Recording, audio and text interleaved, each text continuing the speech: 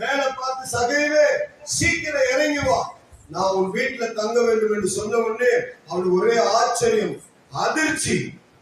உடனே அவன் இறங்கி இருக்க மாட்டான், குதிச்சிருப்பான். அவ்வளவு சந்தோஷம். இப்படி இயேசுவோடு நடந்து போகும்போது, மகிழ்ச்சியோடு அப்படி போகும்போது, அங்க இருக்கிற கூட்டத்தார் சொல்றாங்க, இவர் பாவியான மனிதனிடத்திலே தங்கும்படி போகிறாரே என்று முறுமுறுத்தார்கள். ஆனா அடுத்த வசனம் சொல்லுது, சகேவு நின்று என்று அங்க ஒரு கமா வருது பாருங்க. இங்கதான் சகேவு தற்பரிசோதனை பண்ணுகிறான். சகேவு நின்று, அங்க ஒரு கமா போட்டு நிறுத்துகிறது வார்த்தையை. இங்க சகேவு உடனே தன்னை தற்பரிசோதனை பண்ணுகிறான்.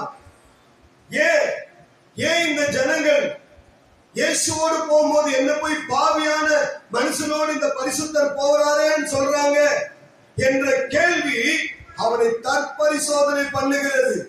அப்ப நான் எங்க தவறு இருக்கிறேன், அப்ப எங்க நான் மிஸ்டேக் பண்ணிருக்கிறேன், எங்க இவர்கள் பாவி என்று சொல்ற அந்த சூழ்நிலையில நான் நின்று கொண்டிருக்கிறேன் என்று சொல்லி தன்னை தற்பரிசோதனை பண்ணுகிறான்.